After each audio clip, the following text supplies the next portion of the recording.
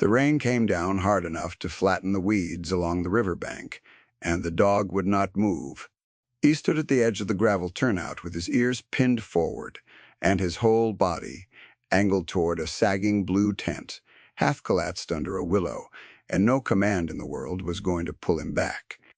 Caleb had seen the shepherd hold a point like that exactly twice before, both times overseas, both times because something inside that nylon and canvas needed finding. He killed the engine. The wipers stopped mid-arc and the windshield went to water. Through it he watched the tent breathe a slow lift and fall of torn fabric in the wind, and then he saw what the dog had already known. A hand, pale, thin, knuckles swollen, lying open against the wet grass where the tent flap had peeled away. He was out of the truck before he decided to be. Cold March rain hit the back of his neck and ran down under his collar, and his boots sank in the soft shoulder of the road. The dog moved with him, close at his left knee, no longer pulling, because the pulling was done. He had been found. Caleb crouched at the opening and eased the flap back with 2 fingers. Inside, hurled on a foam pad gone dark with rainwater, was a woman so old and so small that for one terrible second he thought he had come too late. Then her eyes opened. They were a faded gray, clouded at the rims, and they fixed on him with a clarity that startled him more than the cold. "You found my Bess," she said. The shepherd, whose name was Bear, pressed his nose to the woman's shoulder and lay down beside her in the mud without being told. If a story like this one stays with you, take a moment to subscribe and stay until the end, because what this woman had been carrying through that storm was heavier than any of them yet understood. Now let me tell you how a man who had spent 11 years refusing to stop anywhere ended up unable to leave. Caleb Mercer was 41 years old, and he had not slept in the same town for more than 3 weeks since he left the Corps. He was tall, built thick through the shoulders, and gone a little hard in the jaw, with dark hair cut short and going gray at the temples, and a scar that ran a pale seam along the left side of his neck, where a piece of a guardrail had opened him during a flood rescue. He drove an old crew cab truck with a topper on the back, and everything he owned fit under that topper. That was how he liked it. Things you carried could not be taken from you the way a house could. He had learned that the hard way, and he did not intend to learn it twice. Bear rode shotgun. The dog was 7. A working-line German shepherd with a black saddle laid over deep tan, ears that stood straight as cut tin, and a way of watching the world that made strangers step back without knowing why. They had served together, and they had left together, and in 11 years of moving, Bear had never once stopped Caleb on a roadside the way he had stopped him today. So when the dog locked up at that turnout outside the little river town of Marrow Bend, Caleb listened, because Bear rarely did anything without reason, and he trusted that more than words. Her legs had gone past cold into something stiller, and when Caleb got an arm under her shoulders, he felt how little there was of her, like lifting a bundle of kindling wrapped in a wet coat. He carried her to the truck and laid her across the back seat and turned the heater up until the cab fogged, and Bear climbed in beside her and put his body the length of hers the way he had been taught to warm a man down in the field. "My name is Caleb," he said. "I'm going to get you somewhere warm. What do I call you?" "Iola," she said. Her voice shook with the cold, but the word came out whole and proud. "Iola Hartwell. I am 90 years old, and I would thank you not to drive like a fool." Something in him that had been clenched for a long time loosened a half-turn. He almost smiled. The clinic in Marrow Bend was a low brick building with a lit window in the gray, and the woman who met them at the door took one look at Iola and stopped, being calm in a hurry. Her name was Ruth Calloway, and she ran the place mostly alone. A wide, steady woman in her late 50s, with reading glasses pushed up into iron-colored hair and hands that did not waste emotion.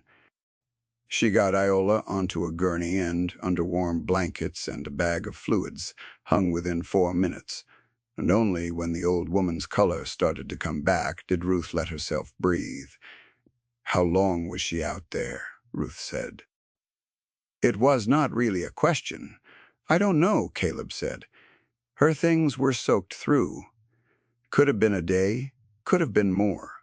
Ruth looked at him, then at the dog sitting at perfect attention by the door, then back at him. "You're not from here?" No." Most folks would have driven past a tent in the rain. "My dog wouldn't let me." Ruth studied Bear a moment longer, and whatever she saw seemed to settle something for her. "Then I'm glad for your dog," she said quietly, and went back to her patient. Iola slept 4 hours. Caleb did not leave. He told himself it was because the rain had not let up and the roads out of the valley flooded easy. And that was true, and it was also a lie, and he knew it. He sat in a plastic chair in the little waiting room with Bear's head heavy on his boot, and he watched the water run down the glass, and he thought about how a person ends up 90 years old in a torn tent by a river, and the more he thought about it, the waiting room held a coffee machine that had given up sometime in the last decade, a rack of curled magazines, and a bulletin board pinned with a church potluck flyer and a notice about a missing cat named Pepper. Ordinary small-town walls. He had driven through 500 towns exactly like it, and never once stopped long enough to read a single flyer, and here he sat, reading them all twice, because leaving the building felt, for reasons he did not examine, like abandoning a post. Ruth came out twice to check on him, as much as on the dog. The first time she brought him a paper cup of coffee from somewhere that actually worked and said nothing. The second time she stood looking down at Bear, who had not moved from Caleb's boot in 3 hours. And she said, "Dog like that doesn't pick a roadside at random." Caleb said no, he didn't. Ruth nodded as though that confirmed something she had been turning over, and she went back inside. And Caleb understood that in a place this small a stranger was a thing to be measured carefully, and that he was being measured, and that the dog was vouching for him in a language the town trusted. When Iola woke, she asked for him by name. He came in and sat by the bed, and she looked at him with those clear gray eyes and said, "You'll want to know how I got there. Everyone will want to know. I will tell you once, and then I would like to not say it again." She had lived in Marrow Bend her whole life, 80-some years in the same white house on Sumac Street, the house her husband Daniel had built the back porch onto with his own hands the spring before he shipped out. A porch he had sat on every evening of the 51 years they had after he came home. Daniel had been gone 9 years now. They had no children living. What they had was the house, paid off before either of them turned 50, and a small monthly check, and each other. And then for 9 years, just the house and the check and the memory. And then last autumn, a man had come to her door. He was very kind, Iola said, and the way she said kind made the words sound like a bruise. He wore a good coat. He had a folder with my name printed on it already, before I had told him anything. He said the county had passed a new ordinance about old houses, that mine had failed an inspection I never knew happened, that there were liens and back assessments, that I owed a great deal of money I had never heard of. Her thin fingers worked the edge of the blanket. "I have buried a husband and 2 brothers, and I have never been afraid of a piece of paper in my life. There were so many pages, though, and they all had my name." The man's name was Garrett Vance. He represented something called Cornerstone Heritage Holdings, which Iola understood to be a company that helped older people in trouble with their homes. Mr. Vance had been very understanding. There was a program. The company would assume the debts, take care of all the troublesome paperwork, and in exchange Iola would sign a few documents and continue living in her home as before. Only now, without the worry she had signed, she had wanted very much to stop being afraid, and he had offered to take the fear away, and she had let him. By February, she had a notice on her door giving her 30 days to vacate a house she had lived in for 88 years. "I went to the courthouse," she said. "A girl there was very sorry she showed me my own signature on a deed. I had signed it away. The kind man with the good coat owns my house now. And the debts," the girl said, "the debts she could find no record of. They were never real. He made them up to frighten me, and a frightened old woman signs what she is told to sign." Caleb sat very still. Combat had never bothered him the way this did. There was a kind of cold that lived in him from the bad years, and he had spent a decade keeping it banked low, and he felt it stir now, and he let it, because some things deserved it. "Where did you sleep?" he said. "In the church basement for a while. Then they had a flood and closed it. Then a man let me put my tent on county land by the river because no one owns the river." She lifted her chin. "I am not ashamed. I did nothing wrong but trust a kind voice. The shame is his." "Yes," Caleb said, "it is." Bear rose from the floor, crossed to the bed, and laid his big head against Iola's hand. And the old woman's composure broke at last, not at the loss of the house, but at the warmth of the dog, and she cried the way. The very old cry, quietly, without covering her face, while her fingers found the soft fur behind the shepherd's ear. Stay with this part of the story, because the next morning Caleb did something he had not done in 11 years. He unhitched nothing. He simply did not leave. He took a room at the only motel in Marrow Bend, a 6-unit strip with a buzzing sign, and he paid by the week, which was already longer than he had committed to anywhere since the Corps. In the morning he went to the courthouse himself. The girl Iola had mentioned turned out to be a clerk named Priya Anand, young and careful, who remembered Iola and grew quiet when Caleb said the name. "I'm not allowed to give legal advice," Priya said. "I can tell you what is public record." She pulled the deed. There it was. Iola Hartwell's careful old-fashioned signature, transferring the property on Sumac Street to Cornerstone Heritage Holdings for the recorded sum of $1. Beside it, the notary's stamp. Caleb looked at the notary's name. He wrote it down. "The debts," he said. "She was told she owed back taxes, assessments, liens. Are they here?" Priya checked. She checked again. "There's nothing," she said. "Her taxes were paid current every year. There's no lien. There never was a failed inspection. The county doesn't even do the kind of inspection she described." She lowered her voice, though the office was empty. "I've seen this man's company on 3 other deeds in 18 months. All older people, all living alone, all for $1. There it was, not a flood, not a fire, not an enemy. You could see coming. A man with a folder and a good coat doing the same patient thing to one lonely old person after another and walking away clean because the paper said he could." "What happens to those other people?" Caleb asked. Priya looked at her hands. "2 of them moved away. 1 passed last winter." Caleb thanked her. He stood on the courthouse steps in the cold, with Bear pressed against his leg, and he made himself breathe slow, the way he had learned to do before things that could not be undone. He was not going to do the thing the old Caleb wanted to do, which was find Garrett Vance and explain the situation to him with his hands. He had promised the world a long time ago that he was done being that man. There was another way to do this, a slower way, and it started with a question he already half knew the answer to. How many others? And it would be. One not by his fists, but by the simple, deadly weight of the truth laid out where everyone could see it.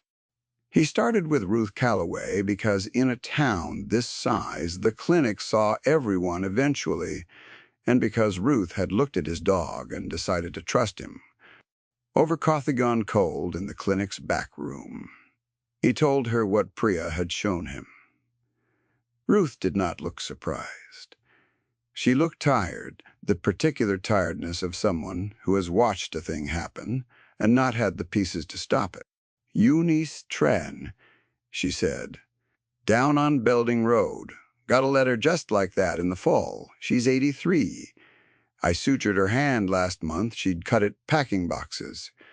Ruth set her cup down, and old Harlan Webb out past the feed store.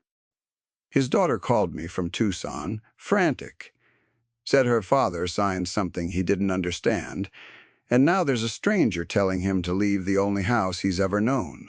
She met Caleb's eyes. I've been sick about it. I didn't know what one person could do.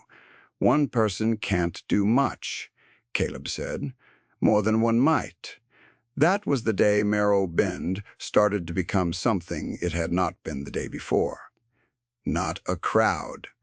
Not a mob. A handful of people who had each been carrying a private piece of the same wrong and had not known the others were carrying theirs too. Caleb met Eunice Tran on her porch on Belding Road, a small, sharp-eyed woman who had run the town pharmacy for 30 years and still corrected people's grammar by reflex. She kept Caleb standing in the rain on her steps for a full minute, looking him over through the screen door before she decided. His face was honest and let him in. The front room smelled of liniment and old paper. There were framed photographs on every wall, a young Eunice. Behind a pharmacy counter, a husband, long dead in a wide lapel suit, grandchildren who lived far away and called on Sundays. She produced her folder from Cornerstone, the way a soldier produces a wound, with a kind of grim pride that she had kept it. Same letterhead, same printed name on the front before she had said a word, same fictional deaths, same Garrett Vance, same good coat, same patient kindness, same deed for $1 that she had not understood she was signing. He sat right there, Eunice said, pointing a thin finger at her own good chair, and he drank my tea and called me ma'am and told me I would lose everything by spring if I didn't let his company help. I taught school for 6 years before I ran the pharmacy. I have read 10,000 labels, and I could not make heads or tails of one page of what that man put in front of me, and I have wondered every day since whether that was an accident. It wasn't, Caleb said. It was built that way. The confusion is the product. I thought I was the only fool, Eunice said. You're not, Caleb said. You're not a fool at all, and you're not the only one. She was quiet a moment. Then she got up, slow on bad hips, and went to the kitchen, and came back with a tin of cookies she pressed into his hands at the door, because that was the only thing she had left to give a man who had come to give her back her house, and Caleb had learned long ago that you do not refuse what an old person needs to offer. Harlan Webb was harder. He was 86 and proud past the point of sense. A retired mill foreman with hands like rootwood and a refusal to admit he had been beaten that ran so deep he had told his own daughter to mind her business. Caleb did not push. He sat on Harlan's busted porch step with Bear lying in the yard, and he talked about nothing, about weather and trucks and the price of feed for the better part of an hour, the way you wait out a frightened animal. He asked Harlan about the mill, and the old man's voice changed when he talked about the mill, 40 years of it, The saws and the green chain and the men he had bossed who were most of them dead now. He had built the house they were sitting in front of with lumber. He ran off the last good cut before the mill closed. He had raised a family in it. He had buried a wife out of it. When Caleb finally said plainly that a man named Vance had done the same thing to 8 other people that he had done to Harlan, and that Caleb meant to take all 9 houses back at once, or none, the old foreman's jaw worked for a long while, and he stared out at the yard. When Harlan finally went inside and came back out, he was holding his own folder, and his jaw was still working, and he set it down on the step beside Caleb without a word, which from Harlan Webb was the same as weeping. Then he said one thing, low and rough. "My wife trusted that man's coat. I'm glad she's not here to know how it ended. Caleb, let that sit, because there was nothing to say to it that would not cheapen it. 4 folders now. Iola, Eunice, Harlan, and the dead man from last winter whose name was on a deed Priya had quietly copied. 4, and Caleb did not believe for a second it stopped at 4. The trouble was that everything Vance had done was, on the surface, legal. The signatures were real. The notary stamp was real. A deed for $1 was unusual, but not a crime. To break it, you had to prove the debts were invented, that the inspections were lies, that Vance had used fear he manufactured to obtain consent that was therefore no consent at all. You had to show the pattern. One frightened old woman signing a paper was a sad story. 4 of them, all with identical fictional debts, all signed within 18 months, all to the same buyer for the same single dollar, was something else. It was a machine, and a machine left tracks. Caleb did not have a badge or a law degree. What he had was 11 years of learning to read terrain, to see where things did not fit, and the patience of a man who had stopped being in a hurry to be anywhere. He spent his days the way he had once spent them, planning routes through bad country. He drove to the county seat and pulled every deed Cornerstone Heritage Holdings had touched, and there were not 4, there were 9. 9 old people across 3 counties, every one of them alone, every one of them signing away a lifetime for $1 in the months after a man with a folder told them they were in trouble they had never heard of. The county recorder's office was a fluorescent room with a counter worn, smoothed by 60 years of hands run by a man named Floyd, who was 3 years from retirement and bored enough to be helpful. Caleb paid the copy fee in quarters and stood at the counter for most of a day feeding microfilm and pulling printouts. And Bear lay in the corner by the radiator and drew the occasional nervous glance from people who came to record a birth or a death. And Floyd brought Caleb a folding chair around noon because, he said, a man working that hard ought not to do it standing. By the time the light went flat outside the high windows, Caleb had the whole machine laid out on paper in front of him. 9 names, 9 dates, 9 homes. $1, 9 times. He photographed everything. He built a file the way he had once built a mission packet, names and dates and dollar amounts that were always $1, and the same notary stamp on 7 of the 9, a notary named Del Pruitt with an office 2 towns over. The notary was the crack in the wall. Caleb saw it the way Bear saw a thing in the brush before anyone else. A deed for $1 might fool a court for a while. A notary, though, swears that the person signing understood what they signed and signed it freely. 7 times Del Pruitt had stamped his name to that oath, while a terrified old person handed away their home for a fictional debt. Either Pruitt had been in the room and lied, or Pruitt had never been in the room at all and lied worse. Caleb did not go to Pruitt. He went to the one person in Marrow Bend with a badge, and he went carefully, because the whole thing would die if it landed in the wrong hands. Deputy Sam Okafor was 36, the only resident deputy the county kept stationed in Merrill Bend, a lean, watchful man who had grown up 2 streets over from Iola Hartwell and had mowed her lawn as a boy. His office was 1 room behind the post office, a desk and a filing cabinet and a coffee pot, and a photograph of a younger Okafor in dress uniform shaking the hand of a sheriff now retired. And Caleb laid the file on the deputy's desk and stepped back and let it speak. Okafor read it the way you read a thing you have been dreading and hoping for at the same time, slowly, turning each page, his coffee going cold at his elbow. When he got to the page with the 9 names, he put his hand flat on the desk and held it there. "Mrs. Hartwell used to give me lemonade," he said. "Real lemons. She squeezed them herself." He looked up. "Where did you get all this?"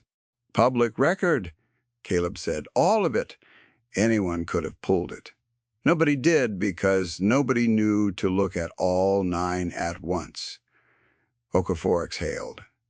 "I can't arrest a man for buying houses cheap, even 9 of them." "No," Caleb agreed. "But you can ask Del Pruitt to explain how he notarized 7 signatures from people who say they never met him, and you can ask him under oath."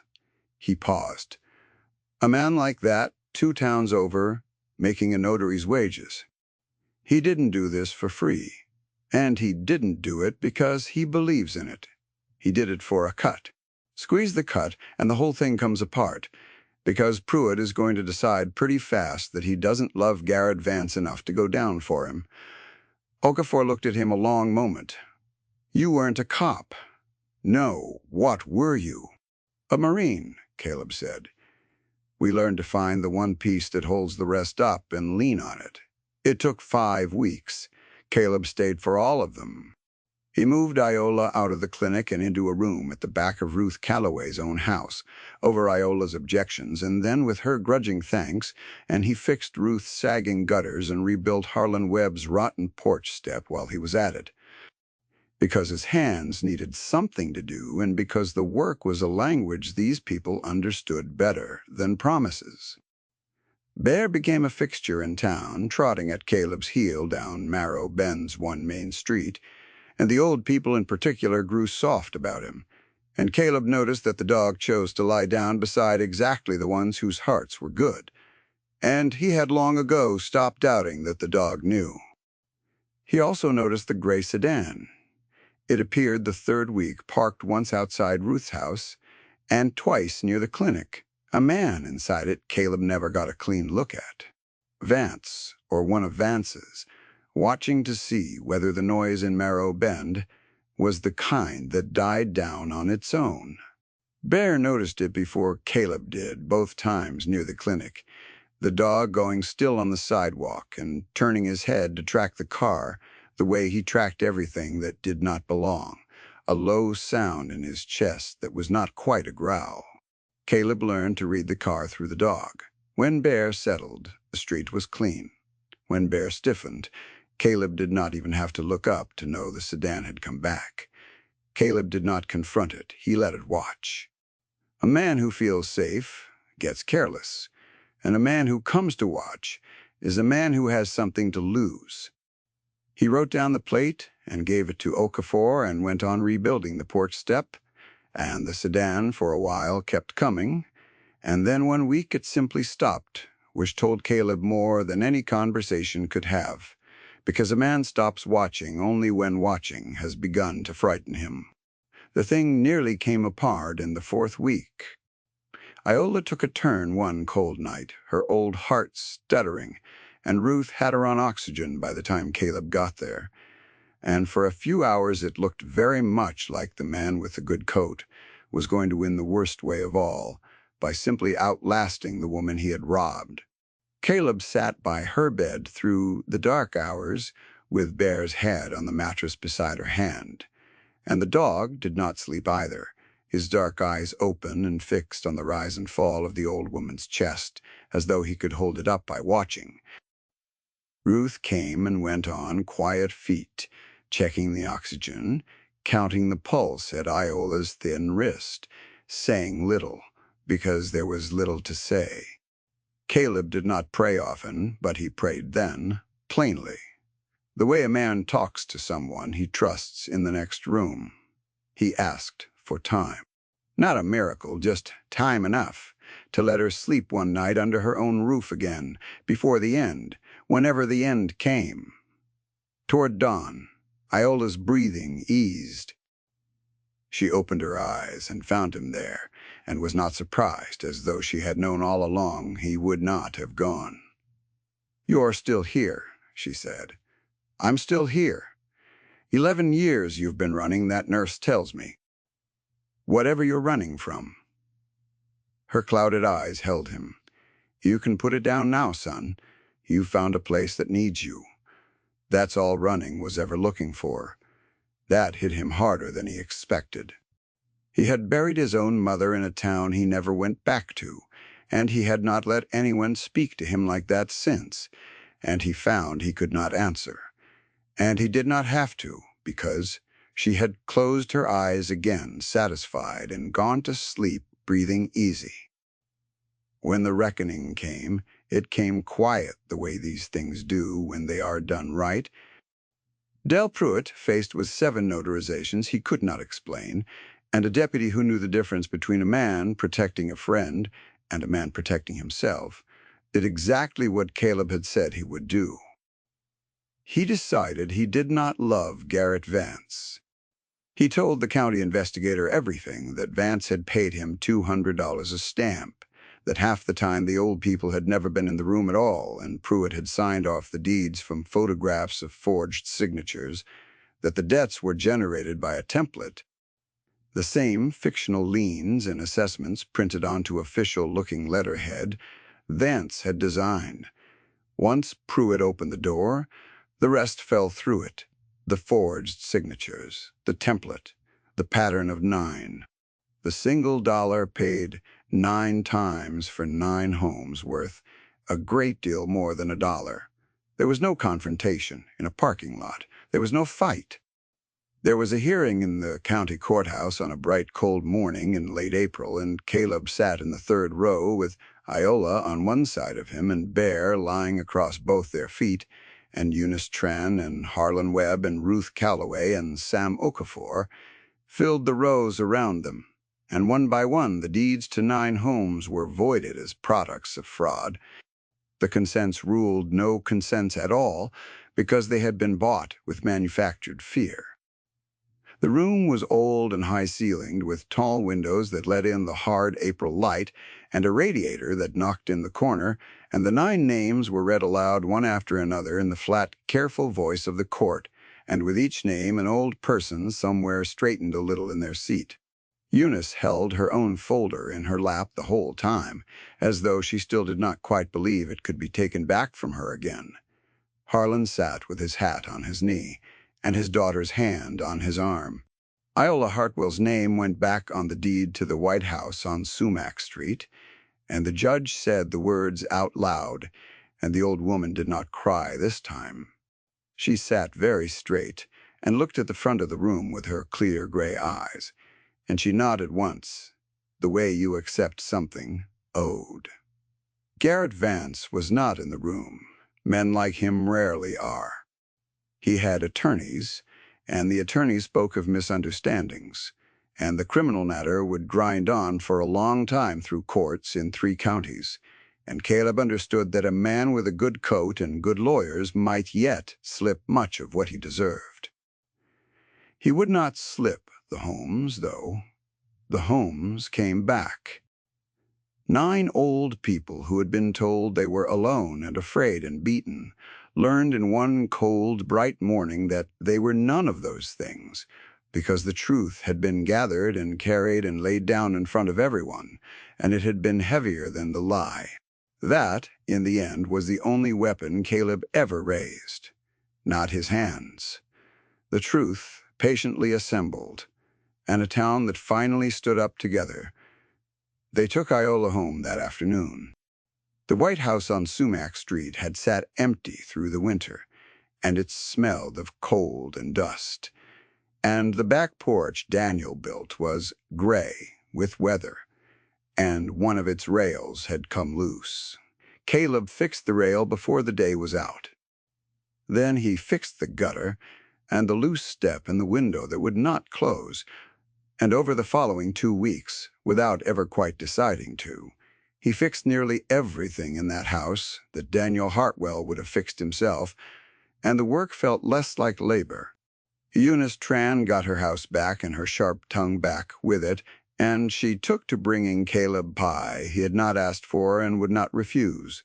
Harlan Webb got his house back, and his daughter flew up from Tucson and stood on the rebuilt porch step Caleb had made and cried at her father, who pretended to be annoyed and was not. Ruth Calloway got nothing back because she had lost nothing, except that she got a town that knew now what she had always carried alone, and a friend who fixed her gutters. And Caleb Mercer, who had not stayed anywhere in 11 years, woke one morning in the buzzing little motel and drove, not out of town, but to the hardware store, where he bought paint for Iola's porch, and he understood somewhere on that short drive that he was not leaving. The thing he had been running from had a name he had never said aloud, and it was not the war, and it was not his mother's grave. It was the simple fear that if he set anything down, it would be taken from him the way the house of his childhood had been taken. Iola had set down everything she owned and lost it all and was still, at 90, more unafraid than he had ever managed to be. He had come to save her. She had done the harder thing and saved him. He moved out of the motel in May. There was a small place to rent on the edge of Marrow Bend, a former caretaker's cottage, with a wood stove and a yard bear could run, 2 streets over from Sumac. Iola pronounced it suitable. Ruth offered him work driving the clinic's old patients to their appointments in the next county, because half of them could not drive anymore and the bus did not run out that far, and Caleb took it. And that was how a man who had owned nothing but a truck and a dog came to have a town full of people expecting him on Tuesdays. On a warm evening in June, he sat on the back porch of the White House on Sumac Street, the porch Daniel built, freshly painted now and solid under their chairs. Iola sat beside him with a quilt over her knees, though the night was mild, because the very old are always a little cold, and Bear lay between them with his chin on Iola's foot. And the river he had once stopped beside in the rain ran somewhere below in the dark. Tess, Eunice, would come by later with pie. Harlan was bringing his daughter before she flew home. Ruth and Sam Okafor were already inside, arguing pleasantly over whether the kitchen needed a new faucet, which it did, and which Caleb would fix on Saturday. "You came an awful long way to find a torn tent," Iola said. "My dog found it," Caleb said. "I just came along." And she reached down and rested her swollen-knuckled hand on Bear's head, the same hand he had found open and pale in the wet grass 3 months before. And the dog leaned into it, and the old woman smiled at the dark. "He knew what I needed before I did," she said. "Animals are like that. So are some men when they finally stop running long enough to notice." Caleb did not answer. He did not need to. He sat on the porch a good man built, in a town that had decided to keep him with a dog who had stopped him at the 1/10 that mattered, and an old woman who had given him back the thing he had been driving away from for 11 years. And for the first time since he could remember, he felt no urge at all to be anywhere else. The river ran, the porch held. Finally, he was home. If you have ever set something down because you were afraid it would be taken from you, if you have ever driven past your own life because staying felt more dangerous than leaving, then you already understand what Caleb learned on that porch. The things worth having are never safe. A house can be stolen. A heart can be broken. The people we love grow old, and the rain comes down hard on the ones with no one to find them. The answer to all of it was never to carry nothing and stop nowhere.